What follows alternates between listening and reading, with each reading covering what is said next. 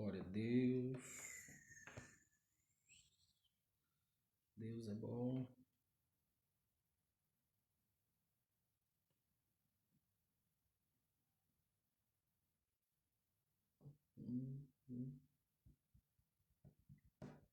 Glória a Deus. Deus é bom. Fiel em todo tempo. Esperar nossos irmãos chegarem. Louvado seja o nome do Senhor Jesus. Ele é bom. Glória a Deus. Deus é bom. Os irmãos estão chegando. Fazendo essa live de surpresa aí. Os irmãos puderem convidar, compartilhar aí com quem está acordado. Glórias a Deus. Deus seja louvado. Pai do Senhor, irmã Cleide. Pai do Senhor, Priscila. Pai do Senhor, irmão Roberto. Deus é bom. Cadê o povo do Glória? Deus seja louvado. Glória a Jesus. Deus é bom em todo tempo. Todo tempo Deus é bom. Meus irmãos, eu quero cumprimentá-los com a paz do Senhor Jesus. Deus seja louvado. Eu ia gravar em vídeo essa mensagem, né? Mas demora muito para passar para o YouTube, então depois já do Facebook fica mais fácil para estar passando para o YouTube. O horário já é um pouquinho tarde, né? Mas vamos aí, falando com quem estiver ao vivo, com quem estiver disposto a ouvir a palavra de Deus, a tirar um período de meditação na palavra do Senhor, sabendo que Deus está no controle de todas as coisas. Eu espero que a paz, a graça e a misericórdia de Deus esteja sobre sua vida, sobre sua casa, e que o Senhor te abençoe em todas as coisas. Amém? Meus irmãos, eu quero falar aqui com os irmãos, né? Romanos capítulo 12, versículo 12 também, que vai falar sobre esperança, paciência e oração. Estamos precisando muito, né? Esperança. Nós temos a nossa convicção, sabemos que estamos esperando em Cristo, e Paulo vai dizer aos Coríntios: se nós esperarmos em Cristo só nessa vida, nós somos os mais miseráveis dos homens. Então a nossa esperança, de fato, é a volta do Senhor Jesus, né? E sabemos que essa volta viria ou se daria antes de acontecer com alguns sinais, né? Aí eu pergunto para você, será que esses sinais já começaram a acontecer de uma forma mais intensa? Na verdade, os sinais sempre aconteceram, né? Mas a nossa realidade de tudo aquilo que nós estamos vivendo é muito difícil imaginar há 6 meses atrás que nós estaríamos assim dessa forma, né, irmão? 6 meses, 7 meses atrás. Nós já estamos praticamente no meio do ano de 2020, sentindo neutralizados, parados, de uma forma carnal, né, de uma forma física, mas a igreja precisa compreender que ela está caminhando em passos largos, né, para o arrebatamento, para a volta de Jesus, e nós devemos nos alegrar com isso, né? Nós devemos nos alegrar por tudo que tem acontecido. Então eu quero ler aqui Romanos 12, não sei se eu já li, né? Mas vou ler novamente. Diz assim: alegrai-vos na esperança, sedes pacientes na tribulação e perseverai na oração. Paulo tá falando com a igreja ali de Roma, e esse versículo é um versículo muito forte, né? Ser alegre na esperança, né? Se alegrar na confiança daquilo que nós estamos para receber, né? Ser alegre naquilo que nós temos a convicção de que foi prometido. Paulo vai dizer assim, se eu não me engano, em Timóteo: fiel esta palavra, né? Que Jesus veio para os pecadores, do qual ele se colocava na condição de um maior pecador. Todos nós somos pecadores, dependentes da misericórdia e da bondade de Deus. Então, Paulo aqui está dizendo à igreja de Roma que nós devemos alegrar na esperança. Interessante, né? Tudo aquilo que nós colocamos em nosso coração para conquistarmos, a esperança, de certa forma, ela gera uma certa dor, né? Uma certa ansiedade, como que eu posso dizer? Uma expectativa, né? E isso tudo faz parte, né? Isso tudo faz parte. Ter a certeza de que algo vai acontecer. E a gente só espera por aquilo que a gente não viu, que não realizou, que não materializou. Mas esperamos. E interessante que Hebreus 11:1 vai falar sobre isso, né? A fé. A fé é o firme fundamento das coisas que não se vê, mas que se esperam, né? Temos convicção. Então, amados, nós estamos certos pela palavra de Deus de que Jesus está voltando. Só que vamos parar para analisar. Será que todos realmente estão alegres com esse momento que nós estamos vivendo? É. Será que todos nós estamos conseguindo tirar as lições necessárias, nos posicionar, alinhar a nossa vida? Eu acredito que esse momento que o Senhor está permitindo sobre a igreja é um momento de alinhamento. E quando eu falo de alinhamento, eu não estou falando apontando para a igreja e não olhando para mim. Jesus vai dizer assim: aquilo que você quer que o seu irmão faça, faça você primeiro, né? Então, por isso que a Bíblia diz que a palavra de Deus ela é como uma espada de dois gumes, né? Ela corta de um lado e ela corta do outro. Então, assim, é um momento de muita reflexão em nossas vidas, é um momento de muita atenção. Mas quando eu falo que alegrar na esperança, a nossa esperança hoje, como eu falei há algum tempo atrás, seria de que tudo isso se normalizasse, né? De que tudo isso voltasse ao normal, de que as coisas começassem a acontecer, né? Para nós que somos a Igreja de Cristo, estamos muito ansiosos para estar cultuando, revendo os irmãos. Temos essa ferramenta, né, irmão, que é a internet, mas não é a mesma coisa. Não tem o contato, não tem o afago, né? Não tem o calor, mas é aquilo que Deus, ainda por bondade e misericórdia, tem permitido para que os pastores, os pregadores, de certa forma, levem uma mensagem exatamente de esperança, né?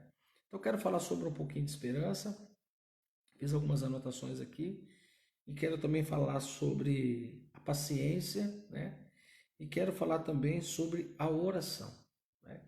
Então, eu quero ler aqui um versículo que está em Tito 3, capítulo 3, que diz assim, capítulo 3, versículo 7, diz assim: Ele o fez a fim de que, justificados por sua graça, nós tornaremos ser herdeiros, tendo a esperança da vida eterna. Jesus fez o sacrifício, pagou o preço para que nós nos tornássemos cordeiros em Cristo, para que nós pudéssemos ter a esperança da vida eterna. Então a nossa esperança, né, tem um hino da harpa que fala, né? Nossa esperança é sua vinda, o Rei dos Reis vai nos buscar. Nós temos essa esperança de que Jesus vai voltar. Só que com o passar do tempo, com o passar dos anos, eu acredito que de uns 10 anos para cá, a mensagem da vinda de Jesus, a mensagem sobre o arrependimento, a mensagem sobre mudar de vida para entrar no reino do céu, né? Para ser alcançado, é uma mensagem que estava sendo um pouco deixada de lado. Parece que as pregações estavam mais voltadas para satisfação terrena, né? Para aquilo que esse mundo que Jesus não fez questão nenhuma. Jesus diz assim: o mundo jaz do maligno. Sabe o que Jesus quis dizer? O mundo já está morto, o mundo já está condenado. Né? Esse sistema ele não deu certo, esse sistema ele é administrado pelo maligno. E nós estamos no mundo como igreja para fazer a diferença, sendo luz do mundo e sal da terra, né? Sendo a rocha, firmado na rocha, onde Jesus vai dizer assim: as portas do inferno não prevalecerão contra a igreja. Então há uma opressão, há uma luta. Olha só, irmãos, você acha que as forças malignas elas pararam em algum momento nessa quarentena que já está virando nem sei quantos dias, né? De investir contra a igreja, de investir contra o sistema, de trazer medo, de trazer perplexidade nas pessoas, de trazer um desconforto a tal ponto das pessoas perderem a esperança. Existem pessoas que já perderam a esperança, existem pessoas que já não têm mais convicções e pasmem, já existem pessoas que servem ao Senhor que estão andando dessa forma, sem esperança, vagando, não entendendo o momento. Mas, como eu disse, Paulo disse, esperarmos em Cristo só nessa vida, nós somos mais miseráveis. Na verdade, Jesus não morreu para nós triunfarmos na terra. Jesus morreu, pagou os nossos pecados para que nós viéssemos a morar na eternidade, num céu de gozo, ter um corpo transformado, glorificado, ter um novo nome, viver uma vida em Cristo na eternidade. Então, irmãos, aqui na verdade é um tempo passageiro. Eu estava conversando com um irmão esse domingo, se eu não me engano, uma conversa informal, né? Um irmão que fazia um tempo que eu não via, e ele falando assim, Rodrigo, o que você está achando desse momento? Né? Como que as pessoas vão passar por esse momento? Eu sou da mesma opinião que eu dei no domingo. Quem é. Quem está firmado em Cristo vai passar por esse momento, com dificuldade sim, com luta sim, com angústia sim, com tribulações sim, mas vai passar porque é necessário passar. Jesus falou que o caminho era estreito, né? A porta apertada. Então o que ocorre? Nós precisamos passar por esse momento. É um aferimento que vem da parte de Deus.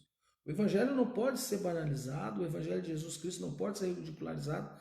Na verdade, o evangelho, ele veio como boas novas de salvação para a transformação da nossa vida, né? O evangelho, quando ele entra na vida de uma pessoa, irmãos, quando Jesus tem a oportunidade de trabalhar no caráter, na vida de uma pessoa, essa pessoa é transformada. E de uns anos para cá, o que mais nós estamos vendo dentro do meio das igrejas são pessoas convencidas pelo evangelho. Pessoas que oportunizam a situação para de repente manter uma aparência para o homem. Mas a Bíblia diz assim que o Senhor sonda os nossos corações, esquadrinha os nossos pensamentos.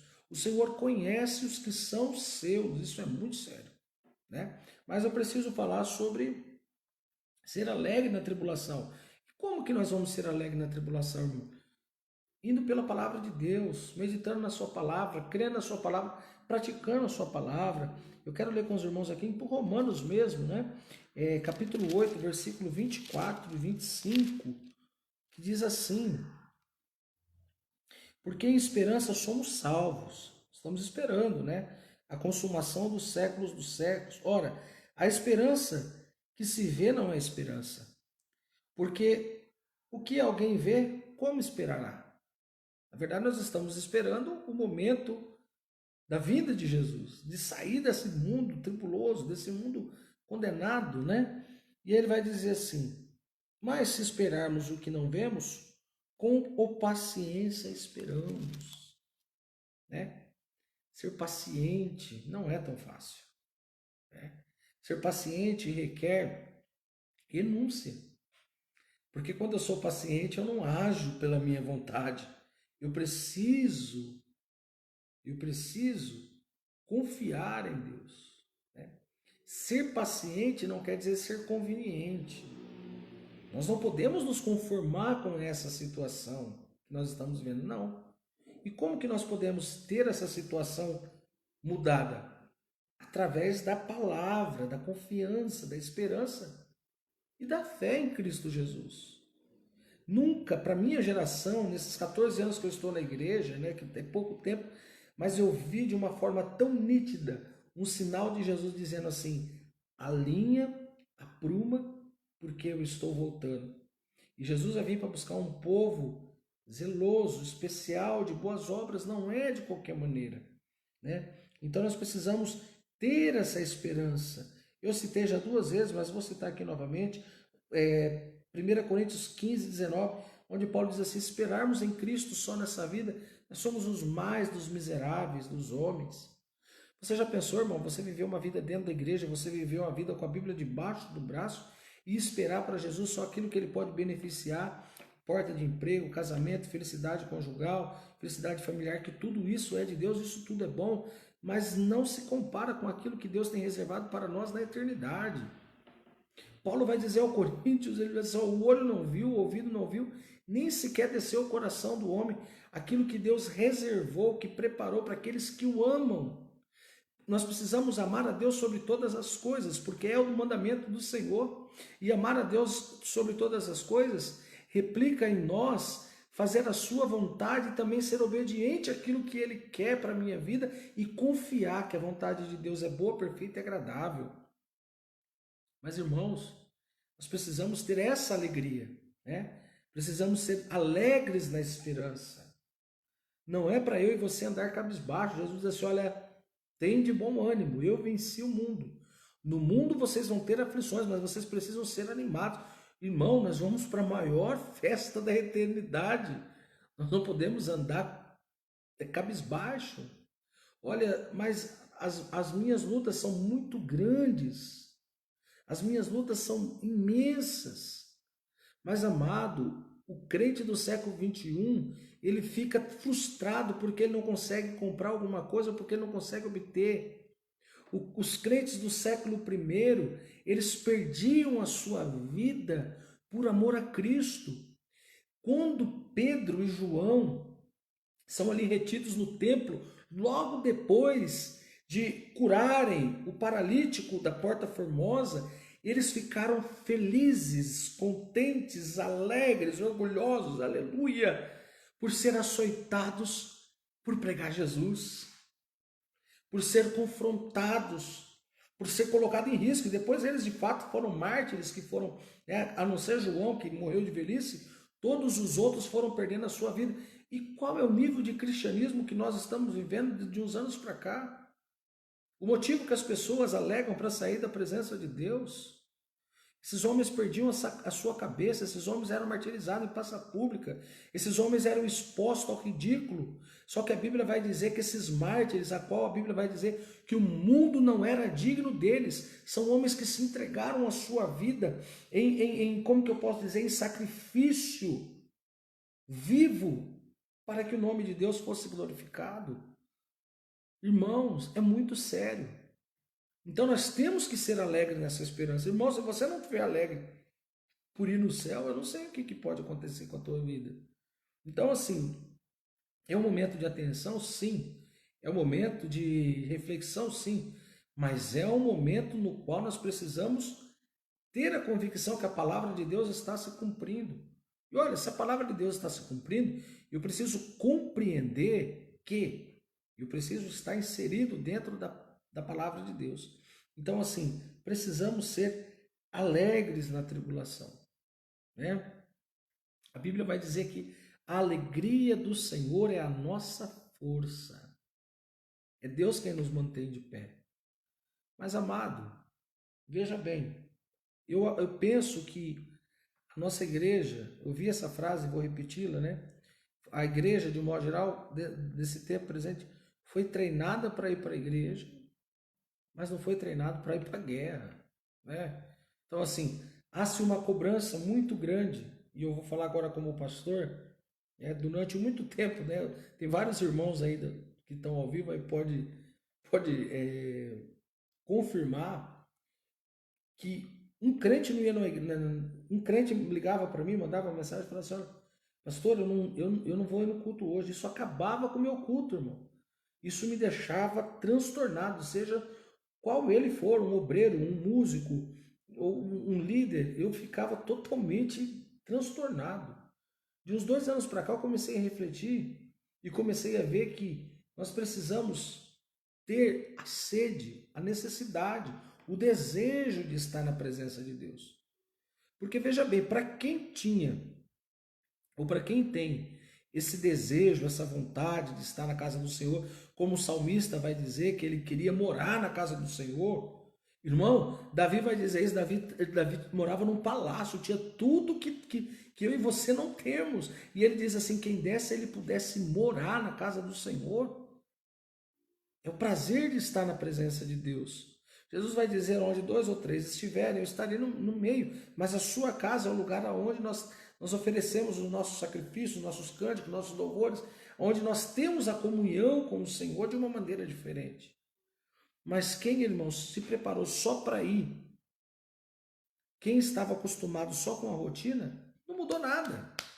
Se para alguns está até mais confortável, para alguns está até mais tranquilo, porque não tem aquela cobrança, né, que às vezes do pai, às vezes da mãe, às vezes do marido, da esposa, ó, tem que ir para a igreja, tal, tal, tal, tal. Mas verdadeiramente, irmão, para quem está ligado no corpo, para quem entende que nós somos um corpo a qual Cristo é o cabeça, nós estamos muito tristes nesse aspecto. Mas na verdade nós precisamos nos alegrar, por quê? Porque a palavra do Senhor ela está se cumprindo, né? A palavra de Deus ela está se cumprindo. E aí agora eu vou entrar na parte de ser paciente na tribulação. Quem é que consegue ser paciente no meio da luta, irmão? Né? Quem é que consegue não agir na hora da luta? Né? E nós estamos vivendo um tempo que a paciência vai ser fundamental em todas as coisas. Mas eu torno a dizer, ser paciente não significa ser conveniente, aceitar, não. A igreja tem uma arma. Eu acho que a igreja ainda não entendeu, irmão, de um modo geral. Irmãos, me ajudem a isso, eu estou equivocado. Mas eu acho que esses 50 dias, quase 50, 60, não sei, já perdi as contas, né? Mas eu acredito que de um modo geral, pelo menos em nossa nação, a igreja ainda não entendeu o que nós estamos vivendo. A igreja não entendeu o papel que ela pode exercer em um momento como esse, com joelhos dobrados, com clamor, com busca, com perseverança, né? Então, ser paciente na tribulação. A Bíblia vai dizer lá em Gálatas 5:2 que um dos frutos do fruto do Espírito é ser paciente. Então, se o Espírito Santo está em mim, eu me torno paciente. Mas o Espírito Santo ele está confortando meu coração. Ele está me dando isso como um fruto, né, da minha conduta, da minha vida, da minha maneira de ser. Né? E agora, Paulo vai dizer aqui em Romanos 5 que nós devemos nos gloriar na tribulação. Ou seja, nós devemos glorificar a Deus por tudo isso. Olha o que diz aqui, ó. Romanos 5, 3 e 4 diz assim, ó. E não somente isso, mas também nos gloriamos nas tribulações, sabendo que a tribulação produz a paciência. E a paciência, a experiência, né? Experiência. E a experiência, a esperança, né? Então, assim, as tribulações elas são necessárias para a igreja, as tribulações elas são necessárias para o crente, porque ele aprende a ser paciente, aprende a ser experiente e aprende a ter esperança. Porque dentro de nós, irmão, na grande maioria, que teme ao Senhor, sabemos que esse momento pode pendurar por muitos tempos. Mas sabemos também que esse momento pode acabar a qualquer momento e aonde que nós podemos estar, irmão? Na eternidade, na glória. Né?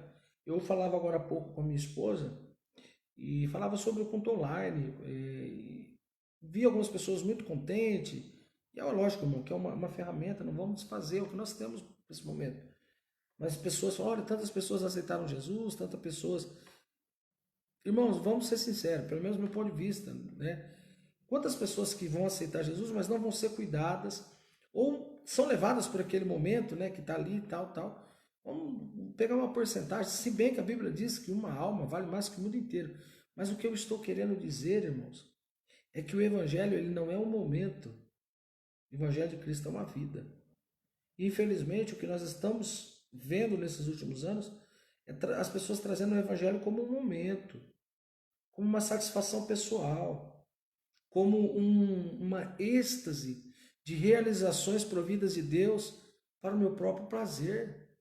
Agora é hora da gente ver quem é quem. Né? Agora é hora de nós... Eu estou me conhecendo agora como crente. Quem mais está se conhecendo agora como crente, levanta a mão e dá uma glória aí. Porque agora, irmãos, eu não estou dentro de um sistema, não estou dentro de uma rotina. Agora eu estou face a face com Deus todos os dias. Todos os dias eu preciso ser chamado a atenção pelo Espírito Santo de alguma forma para que eu venha melhorar. Para que eu possa ser paciente nesse processo, para que eu tenha experiência e para que eu tenha esperança. Amém? Então, o que acontece? E nesse momento nós precisamos colocar em prática muitas coisas. Gálatas 6:9 vai dizer assim, olha, que nós não devemos cansar de fazer o bem. Fazer o bem cansa, né, irmão? Quem que nunca cansou? Nossa, fala assim, eu já fiz tanto pelaquela pessoa, aquela pessoa não valoriza. Só que a Bíblia diz que nós não podemos cansar de fazer o bem, que é o seu tempo que nós colhemos. E nós colhemos o que? Em Cristo, irmão. Porque a nossa recompensa não está no homem. A nossa recompensa não está no reconhecimento da outra pessoa. Mas a nossa recompensa está em fazer o bem, porque a Bíblia diz que aquele que sabe fazer o bem e não faz, nisso peca. Então, quando nós somos negligentes em fazer o bem, nós estamos caindo em pecado.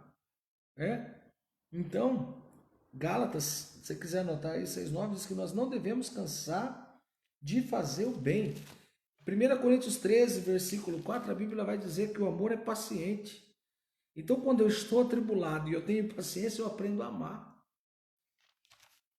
Dá-se muitas notícias, inclusive no meio dos crentes, que nesse período já estão tendo divórcio, já estão tendo pessoas que estão tendo problemas sérios por causa da convivência, da quarentena, mas onde está a paciência?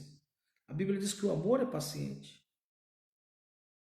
Então Deus está nos dando a oportunidade nesse período de verdadeiramente aprender a amar. Amar a Deus sobre todas as coisas, ter amor próprio, que é amar a mim mesmo e amar o meu próximo. Então, amados, é um tempo que nós não podemos talvez compreender agora, mas nós vamos entender. E eu observo muito como uma preparação de Deus para o arrebatamento da igreja, para a vinda de Jesus. É muito claro isso, né? É muito claro. Tem sido dias difíceis, acredito que para todos, né? Não tem sido dias fáceis, não vamos usar de hipocrisia, né? Querer colocar uma bandeira de super crente nas nossas costas. Não, tem sido muito difícil, mas é um tempo de muito aprendizado. Eu acho que os maiores aprendizados que nós estamos tendo nesse momento é quem realmente, de fato, nós somos diante de Deus. Pelo menos para mim tem sido isso. Né? Quero ler aqui então Gálatas 6, o versículo de número 9, que diz assim, ó, e não cansemos de fazer o bem, porque ao seu tempo feiçaremos, ó, colheita, ceifaremos, se não houvermos desfalecidos. Fazendo o bem, não tem acreditado, né? Faça o bem não olhando a quem? Ao tempo certo nós vamos colher, se não desanimarmos, se não pararmos, se não nos prostrarmos. E a nossa colheita não vem do homem, a nossa colheita vem de Deus. Deus usa homens para te abençoar, para me abençoar, para reconhecer, mas de fato o reconhecimento ele vem de Deus. A colheita vem de Deus. Então não vamos cansar de fazer o bem, né? Não vamos cansar de fazer o bem. Eu já estou quase terminando, né? Falar sobre oração, perseverar na oração. Como está a sua vida de oração nessa quarentena, irmão? Como está a sua vida de oração? Pastor, estou orando 24 horas por dia. Vou falar que você é mentiroso. Porque não está fácil para orar. O ambiente é totalmente desfavorável a orar. Mas é quando nós não temos vontade ou temos dificuldade que nós devemos orar. Porque é nesses períodos que mais Deus se manifesta. Aleluia. Glórias a Deus. E eu vou mostrar aqui para os irmãos aqui algo muito, muito bonito. Na palavra de Deus, que é viva, que é eficaz, sobre oração. Né? Sobre o poder da oração. A Bíblia diz que a oração ela pode muito seus efeitos.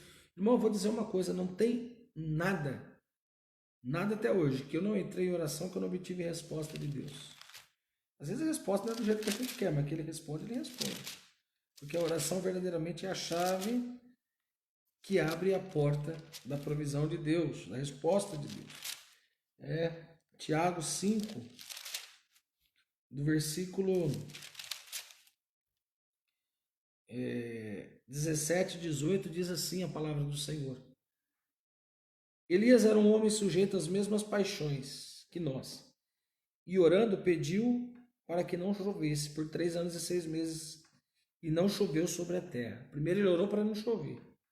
E orou outra vez, e o céu e a chuva e a terra produziu o seu fruto. Aqui eu quero usar um pouco do contexto que nós estamos vivendo, até mesmo para orientar os irmãos. Veja bem, principalmente aqui no nosso estado, nós estamos observando uma luta muito travada, né? No âmbito espiritual, ideológico, político. E o cenário que Elias, que foi mencionado por Tiago aqui, para usar a fé, para mostrar que ele era um homem falho, mas orou, e Deus fez e depois desfez, né? Nos faz entender a necessidade de orar, não só para minha despensa, né? Não só para o meu celeiro, não só para as minhas dificuldades, não só para o meu irmão da igreja, mas sim orar por aquilo que está atingindo a todos nós. De fato, irmão, essa doença tem matado muitas pessoas. De fato, ela é muito perigosa. Hoje mesmo eu recebi a notícia de um pastor de Sumaré que está internado com essa doença. A gente vai passando o tempo, nós começamos a ver pessoas próximas de nós adoecendo. Mas temos a oportunidade de meditar nessa palavra e entender o quanto Deus pode fazer através da oração. Eu te convido nesses dias a travar uma batalha em oração. A travar uma batalha em oração para que Deus mude o quadro. Oremos pelo estado de São Paulo. Oremos pela nossa região, oremos pelos médicos. Oremos pelo nosso governador. Oremos pelos nossos prefeitos, vereadores. Independente de questão política, irmão, não vou expor porque eu tenho uma opinião bem formada em relação a alguns governantes, né? E não são das melhores. Mas a Bíblia diz que o coração do rei, que significa o governante, está na mão de Deus. Deus leva de um lado para o outro. É Deus quem trabalha. Esses homens, eles podem falar o que eles quiserem, mas é Deus. A última palavra ainda vem de Deus. E a igreja tem esse importante papel de intercessão para que Deus mude. Irmão, ore pela nossa nação. Ore pela humanidade, ore pelos nossos, mas ore para que Deus venha intervir nas mentiras, para que Deus venha intervir nas politicárias, para que Deus venha intervir na enfermidade, porque Deus tem todo o poder e todo o controle, amado. Nós precisamos entregar diante de Deus as nossas petições. A Bíblia diz que as nossas petições precisam ser conhecidas diante de Deus, ou seja, Deus quer que nós verbalizamos, coloquemos para fora em oração, para que ele haja. Elias orou, ele falou. Depois ele orou e Deus mandou a chuva. Na verdade, a gente está precisando de uma chuva de Deus aí, né? Para que Deus venha fazer algo extraordinário. E eu vou concluir lendo com os irmãos em Mateus 21 e 22. Mateus 21, 21, melhor dizendo, né? Evangelho segundo escreveu Mateus. Versículo 21 e 22. Diz assim, olha, a palavra do Senhor. Jesus respondendo isso, em verdade vos digo, que se tiveres a fé e não duvidares, não só fareis o que foi feito à figueira, mas até se a este monte disseres, ergue-te e precipita-te do mar, assim será. E tudo o que pedires na oração, crendo, o recebereis. Jesus está falando de transportar um monte do lado para o outro. Jesus falou, se pedir crendo, tudo o que fizeres recebereis. Essa promessa é para a igreja. Essa promessa é para nós. E o que nós estamos, de fato, colocando diante de Deus? Nós não podemos ser egoístas a tal ponto, irmãos, de preocupar só com a nossa situação particular. Nós precisamos orar pela humanidade, nós precisamos orar pelos nossos vizinhos, nós precisamos orar pela igreja. Não é só a igreja que você serve a Deus, mas é a igreja de Cristo de uma forma geral. E eu termino, né? Concluo. No versículo 22 ele diz assim, pedindo em oração, crendo, assim recebereis. É no nome de Jesus. O nome de Jesus ainda está acima de todos os nomes. O nome de Jesus ainda é poderoso. O nome de Jesus ainda abre portas, cura enfermidades, expulsa demônio, restaura lares. O nome de Jesus está acima de todos os nomes. Não é o nome dos laboratórios, não é o nome dos médicos, dos cientistas, dos governantes. É o nome de Jesus que está acima de todo nome. E parece que Jesus está fazendo com que nós venhamos dentro dos nossos lares, né?